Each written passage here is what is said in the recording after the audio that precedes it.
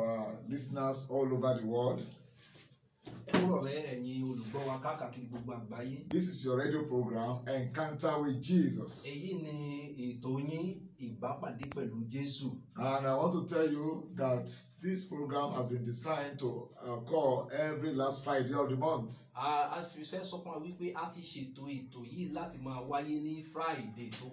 Because of the revival that God said we should be having monthly, which is Powers of Old. So every Friday by 4:30 to 5 p.m., you shall be listening to us both on Facebook and on the radio. So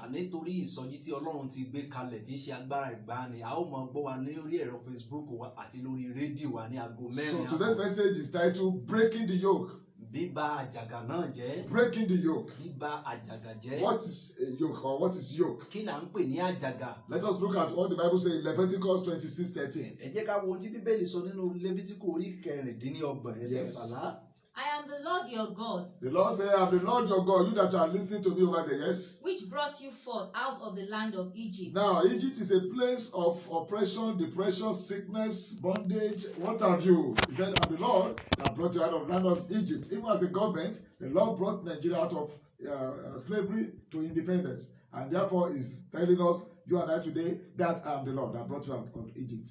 That ye should not be their bondmen, and I have broken the bands of your yoke. You that you were sometimes in Egypt, in bondage, God liberated you. You became somebody in Nigeria or any part of the world to rule over people. Don't give them bondage again. Don't put people under bondage again. People are going through a lot. You too, you knew where you were before God called you out to come and be a leader. But now you are bringing bondage to the people. No, God does not want that. Yes? And made you go upright. He said, no, he wants you to go upright. Don't put people into bondage, yes. So when you talk of yoke, yoke is the oldest form of hardness.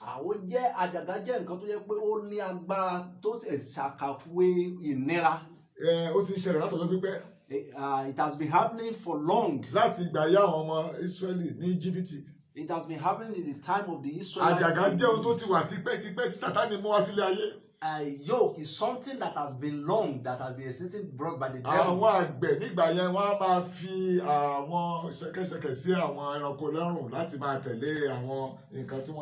The farmers, they used to use this yoke to tie animals, to use them for their farming. So the yoke is a device for linking 2 or more animals to a cart or a plow. So 2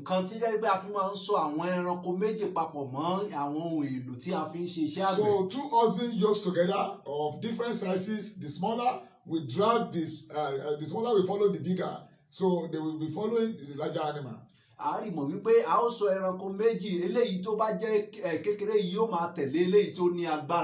the larger animal will lead wherever the smaller animal want to go. I mean, the larger animal will go wherever the smaller animal will go wherever the larger animal will go.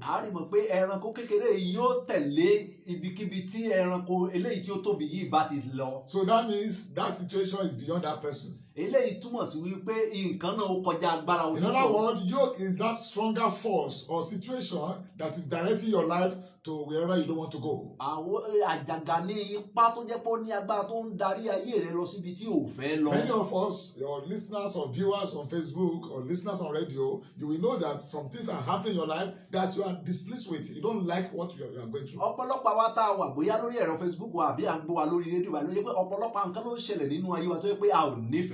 the yoke is a figurative of bondage and affliction. Yes, we have what is recorded in Lamentation 1:14. We have the yoke of sin. Yes, Lamentation 1:14. The yoke of my transgressions. The yoke of my sin, yes, is bound by his hand. Is bound by his hand. They are written and come up upon my neck. You see, the yoke of your sin has now been put on your neck. That's why the yoke needs to be broken.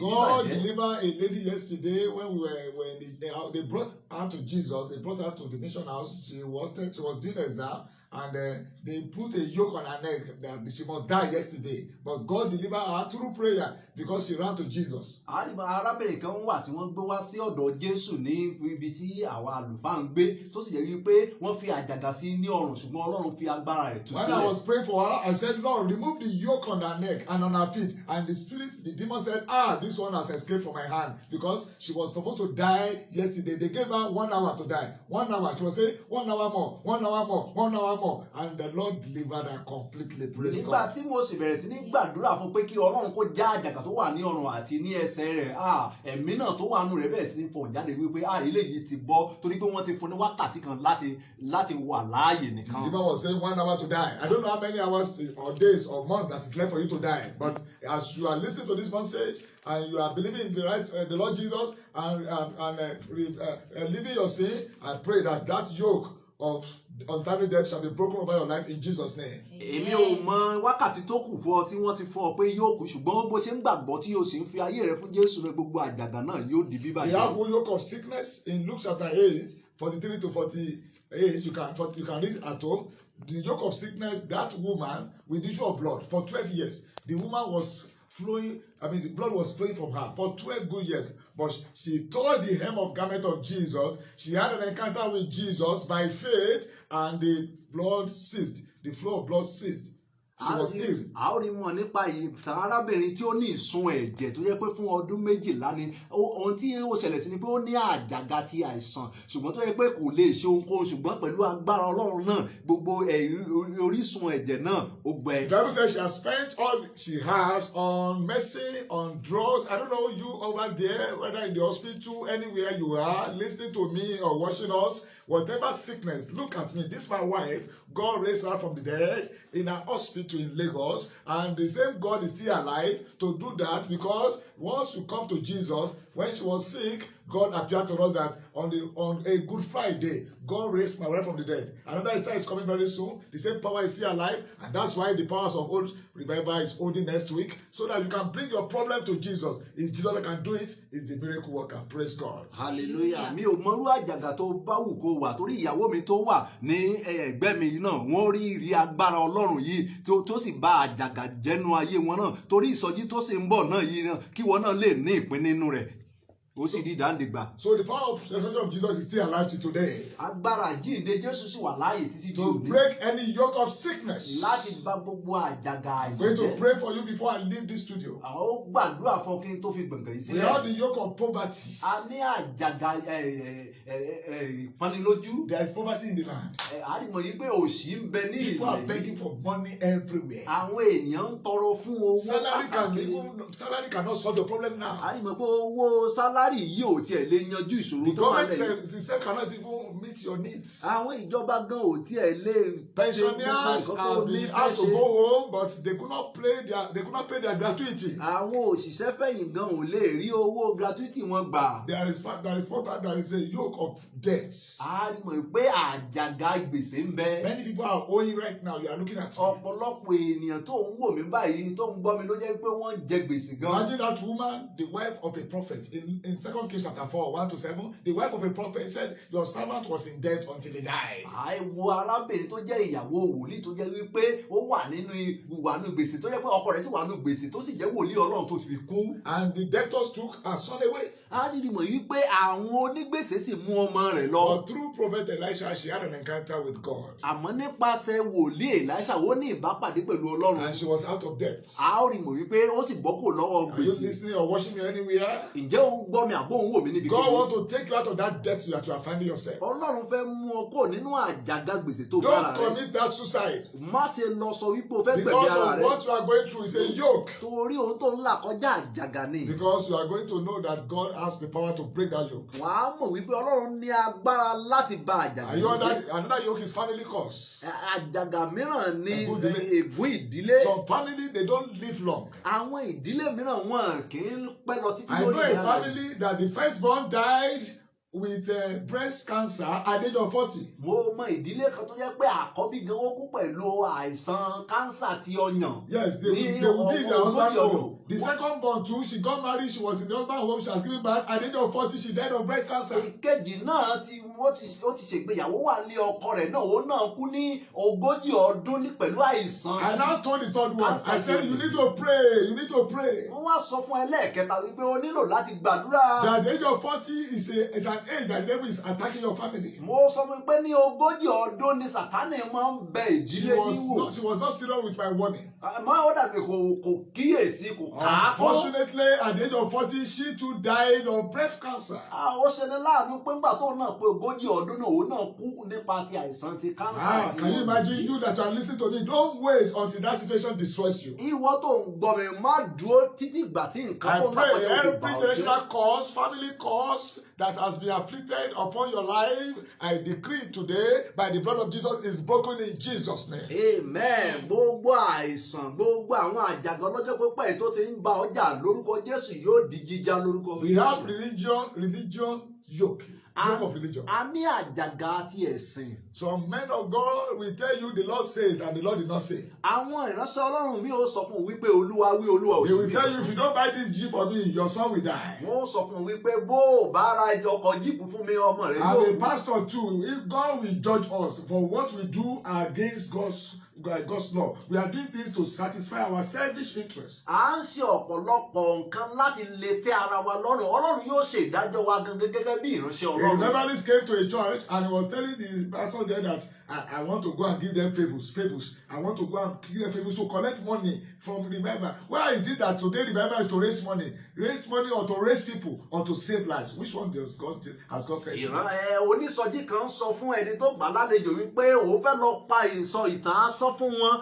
Kí ló dé tó pé ìsọjí tòní ó wà láti lè kówó jọ ni kì í ṣe láti wá gba ọkàn làbí láti gbé àwọn ọmọlẹ́yìn dìde. We have yoke of religion. A ní ohun tí a ń pè ní àjàgà ẹ̀sìn. God will deliver us from this yoke in Jesus' name. Ọlọ́run yóò gbà wá lọ́wọ́ àjàgà yoke because of time is oppression. Ó ní ìnilára. In Lamentation chapter 5. Nínú ìwé ẹkún Jeremáyà we have oppression in the country Nigeria today. A ní ìmúnilẹ́rú ní orílẹ̀-èdè Nàìjíríà lónìí. Verse 1 and 5 and 9 to 11 because of time. But I'm going to use that. The rest I will not go to the Bible passage. But the yoke of religion is in Acts chapter 15:10. We have already said that. But now oppression, Lamentation 5:1. First read 1. Remember. Now I'm asking you and I. Remember. Rántí. Lamentation. Jeremiah was saying, remember, yes? Oh Lord. Oh Lord. What is come upon us? Consider. What has come upon us? Ohun tí ó ti dé sórí wa Nigeria is now flowing with milk and honey. We are begging for bread now. Àwa ilẹ̀ tó ń sàn fún oyin àti pẹ̀lú wàrà ló wá ń bẹ̀bẹ̀ báyìí. We cannot go to farm to farm. A lè lọ sí oko láti lọ ṣiṣẹ́ oko mọ́. Things are very expensive. Nǹkan tí wọ́n báyìí. I was asking students yesterday in the church, they said they could not even buy garri. Mo ń bẹ̀rẹ̀ lọ́wọ́ àwọn akẹ́kọ̀ọ́ wọn láwọn ò tiẹ̀ lè ra ìrẹsì àwọn ò lè ra ẹ̀wà. They said there is no light for them to cook beans. Àwọn tó ní ẹ̀wà láti jẹ sílé gan kò sí mọ̀nàmọ́ná láti. They will bring bill, every bill to you every month. The light you didn't use. Wọ́n sì mú bíìlì gègèrè wá tó jẹ́ pé iná tó lò. That is oppression. Eléyìí ni ìmúnilẹ́rù. Yes. And behold our reproach. He brought our reproach. Nigeria is now borrowing money. Nàìjíríà wá di ẹni tó ń yá owó. We cannot pay salary. A lè san owó oṣù. We need to come back to Jesus. A nílò láti padà sọ́dọ̀ Jésù. You know our reproach in Nigeria. Ẹ kíyèsí ẹ̀gan wa ní Nàìjíríà. Pensioner cannot get their gratuity. Àwọn òṣìṣẹ́ bẹ́ẹ̀ yóò sì ò lè gbẹ́dá. Working for 35 years, nowhere. Òṣìṣẹ́ fún 35 years kò sí nǹkan kan láti. We have the yoke of joblessness. A ní àjàgà ìríṣẹ́ṣe. Our youth are they are graduating, they are finishing NYSC, no job. Àwọn ọ̀dọ́ wa wọ́n ń fẹ́kọ̀ parí. They are going back to their parents' home. Wọn ò níṣẹ́ mọ́ padà sọ́dọ̀. Our ladies cannot get married. Àwọn obìnrin wa ò lè ṣe ìgbéyàwó. They have returned to prostitutes. Wọ́n ti sọ wọ́n di àwọn aṣẹ́wó. Lamentation chapter 5 said it all, but we cannot read everything. Read it at home. Lè ká gbogbo ẹ̀tọ́ ẹ̀jẹ̀ ká kàn But read verse 5 again. Our necks are under persecution. Our what? Our necks. Our necks are under persecution. Yoke. Yes, it is too much, yes? We labor and have no rest. Yes, read it in Yoruba. Wípé àwọn tí ń lépa súnmọ́ ọ̀run wa, àárẹ̀ mú wa, àwa kò sì ní ìsinmi. Àárẹ̀ ti mú àwọn ènìyàn. People now they don't have rest. Kò sí ìsinmi, àwọn èèyàn ṣiṣẹ́ ni wọ́n fẹ́ kú. People are laboring until death. Kò sóhun tí wọ́n lè fi yan gàn mọ́. There is nothing to show forth. Àwọn olóṣèlú wa ò ràn wá lọ́wọ́ mọ́. They are politicians, they are no more relevant to us. People are embezzling money. Tí kò sì sí ààbò nílùú. And yet there is no security. Ẹ jẹ́ ká yí padà sọ́dọ̀ Ọlọ́run. Let's return back to God. Ẹsẹ̀ 9 to 11, what does he say because of time? We got our bread with the peril of our life. Before you can get salary, you have to work, and nothing bad in working, but they pay you peanuts. How much a graduate is being paid now? Èló ni à ń san fún àwọn akẹ́kọ̀ọ́ jáde lónìí tó They are jẹ́ not pé kò paying ṣiṣẹ́. what is commensurate. A rí mọ̀ pé wọn ò sanwó tó tó Many iṣẹ́ people tẹ̀yìn ṣe. are on IGR and what have you. Ọ̀pọ̀lọpọ̀ ló ṣe IGR àtàwọn nǹkan míì bẹ́ẹ̀ lọ. The government are not employing again. Ìjọba gan ò tiẹ̀ gbá ènìyàn mọ́. Gone were the days that when you graduate, you are happy that you are a graduate.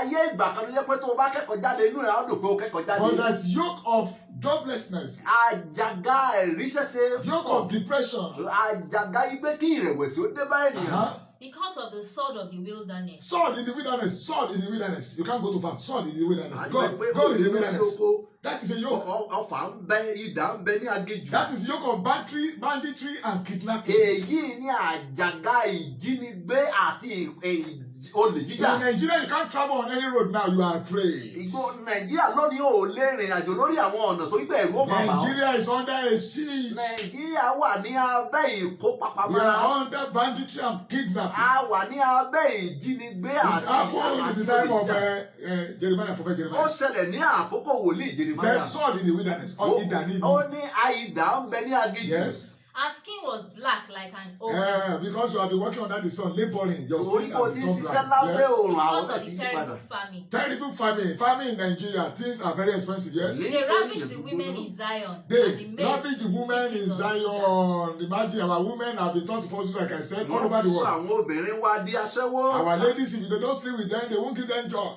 Bí wọn ò bá bá wọn sùn, wọn ò ní fún wọn níṣẹ́. That is terrible. That is a joke. Eléyìí jẹ́ àjàgà, eléyìí burú jáì. Yes. And the maids in the cities of Judah. Yes. Because of time, I will have to move forward. So we have a lot of barrenness. Some people are barren. A ní àjàgà ìrọ́mọbí, àwọn mìíràn yà gan. And so forth and so forth. Àti bẹ́ẹ̀ bẹ́ẹ̀ lọ. But the good news is this. Ṣùgbọ́n ìròyìn ayọ̀ ibẹ̀ ni I pé don't know what you are going through over there. èmi ò mọ ohun tó là kọjá I don't know níbẹ̀. what has brought your spirit down. Èmi ò mọ ohun tó ti mú kí ẹ̀mí rẹ It wálẹ̀. is not the problem of Jesus. I mean, it's not God that caused that. It's we that caused Kì that. í ṣe ìṣòro Ọlọ́run kọ́ ló fa eléyìí, àwa fúnra láwa la fà He á. said the ear of God is not heavy that he cannot listen to us. Etí Ọlọ́run ò wúwo láti gbọ́ wa. But our sin have made us to be far from him. Ẹ̀ṣẹ̀ wa ti yóò mú ká jìnnà sí ọ̀dọ̀ Isaiah rẹ̀. 59:1, read it for me. So Isaiah 59:1. Nínú ìwé Àìsáyà orí We have allowed the devil kọkàndínlọ́gọ́ta to lead us to where we are today. wà á ti gbà kí Èṣù kí ó yarí wá Yes, sí I've ìtàn wa. heard it. Behold, Yes. the Lord's hand is not short in Now that. you that are listening to me, the Lord's hand is not shortened. Ìwọ tó ń gbọ́ mi, ọwọ́ Olúwa yóò kúrú láti There is a gbani. good news for you. The hand of the Lord is not shortened to save you in whatever yoke you are going through. Ọwọ́ Ọlọ́run ò kúrú láti gbà ọ́ kò lọ́wọ́ gbogbo Because àjàgà the tó bá devil wà. is leading you to where you don't want to go. Sátánì ń darí rẹ lọ síbi tó ò fẹ́ lọ. Some people now, they are doing Yahoo plus. Àwọn mìíràn ní ìsinsìnyí báyìí ló jẹ́ pé wọ́n ń ṣe òwò ti Yahoo. Because they said there's no job. Torí wọ́n ní pé kò síṣẹ́. So the devil is now leading them to go and do evil. Yahoo to use human being to do ritual. That is bad. Àwọn Yahoo yẹn lè jọ yẹ pé wọ́n ò mú kí ọmọ ènìyàn wọ́n ò fi ṣe ògùn owó. All these young graduates now, they are looking for money. Àwọn tó ṣẹ̀ṣẹ̀ kẹ́kọ̀ọ́ jáde báyìí nísìnyí owó ni wọ́n wá. Even in school, Nínú ìwé gan, they are àwọn tó wà ní using ìwé. business cards, but they have no work. Àwọn ń lọ ọkọ̀ bọ̀gìnìbọ̀gìnì ṣùgbọ́n wọn ò ní Where did fẹ́. they get the money from? Níbo ni wọ́n ti rí owó They say wọ̀nyí? Yahoo plus. Wọ́n á ní Yahoo plus. Using the blood of innocent girls. Eléyìí ni pé wọ́n ń lo ẹ̀jẹ̀ àwọn aláìṣẹ̀ I ọmọbìnrin. saw a lady that they have used and she has returned to a married lady and because of prostitution, because the lady too wanted money. You can see what is happening in our society. Mo rí ọmọbìnrin tó yẹ pé wọ́n ti lò tó yẹ pé òun náà ń ṣe owó wípé òun náà ń wá owó ó She fi ra rẹ̀ was, ṣe so she aṣẹ́wó. ran mad and she was naked on the street. People were looking at her. Ó wá di ẹni tó yẹ pé ó ya wèrè, ó wá bí ẹni tó wà ní So the ìhòòhò. devil is now leading you to where you don't want to go. Sátánì wá ń darí rẹ lọ síbi tó ò fẹ́ Isaiah lọ. 59 said the hand of the Lord is not shortened. Àìsáyà 15 náà orí àkọ́kọ́ wípé ọwọ́ Yes. Ọlọ́run That it cannot save, That he cannot save. neither is his ear heavy. Now that that is it his head cannot heavy hear. that he cannot hear. Now the good news is in Matthew 11:28. Jesus is saying, come unto me. nínú Matthew orí kọkànlá ẹsẹ̀ kejìdínlọ́gbọ̀n yìí That's the good news I have for you ìròyìn ayọ̀ today. wọn àmì pé ẹ wá sí ọ̀dọ̀ mi. Yes, read it. Matthew 28:11. Matthew Come 11:28. unto me. Matthew 11:28 to 30. Yes. Come unto me. Now you that are listening to me, don't cry again. There's a Ìwọ good tó ń news. wá sọ́dọ̀ ìwọ tó ń gbọ́ mi ìròyìn ayọ̀ mẹ́. Come unto me. Jesus said, come unto me. Jésù pé wá sí ọ̀dọ̀ mi. Jesus is the one that can save you. Jésù ló lè gbà He ọ́. saved this my interpreter. Ó gba ògbufọ̀ tó ń sọ̀rọ̀ Because lọ́wọ́ he yìí. has had an encounter, he has seen his wife, they have had an encounter with Jesus. Bẹ́ẹ̀ náà ni tó jẹ́ pé èmi tí mò ń ṣe ògbufọ̀ yìí àti ìyàwó mi mo ti ní ìbápàdé pẹ̀lú His name Jésù. is brother Olariwaju Alayemi. Bẹ́ẹ̀ gẹ́gẹ́ bí a ti sọ yẹn torí pé mo ní ìbápàdé pẹ̀lú What Jésù. happened to you in that hospital that month, during the last revival hours of old. Ó dé ìkóríta kan nígbà tí ìyàwó mi wà ní God is ilé saying, ìwòsàn. yes, that, Àwọn his wife dókítà was ní in láti the sọ fún wa hospital. wípé a doctor nílò said láti ṣe iṣẹ́ abẹ. He must do operation. Torí ìdí èyí, Because of that. mo ní pé rárá, She said Ọlọ́run no. àwọn bàbá wa ń bẹ The láàyè. God of our fathers is alive. A ó sì jẹ́ àsìkò tí àwọn bàbá wa nínú Olúwa fẹ́ ṣe ìsọjí agbára ìgbàanì. That time we are having a program in SLK, Powers of Hope. Mi ò fà kókó ṣòfò mo pè wọ́n lórí aago pé báyìí báyìí ló ṣẹlẹ̀ o. He called me in the night. This is what happened. So bẹ́ẹ̀ dẹ̀ ni wọ́n gbé aago wọ́n pè mí ní òru wọ́n bẹ̀rẹ̀ sí ní His gbàdúrà wife fún had mi. been laboring since 6 a.m. till that around 2 a.m. that he called me. Torí dókítà fi fún wa pé aago 5 àárọ̀ ọjọ́ kejì tí a ò bá ti fi mọ. By 5 a.m. they are going to do operation. 5 a.m. Ṣùgbọ́n gbogbo ògo ní fún To Ọlọ́run God be the glory. pé Ọlọ́run àwọn bàbá wa God of our fathers. tó fẹ́ fi agbára hàn nínú ìsọjí tí ó ń bọ̀. To show forth his powers of old in our own present generation. Ó lo àwọn bàbá wa láti gbàdúrà. God used me to pray for him. A sì rí mọ̀ pé kí aago 5 tó lù Before 5.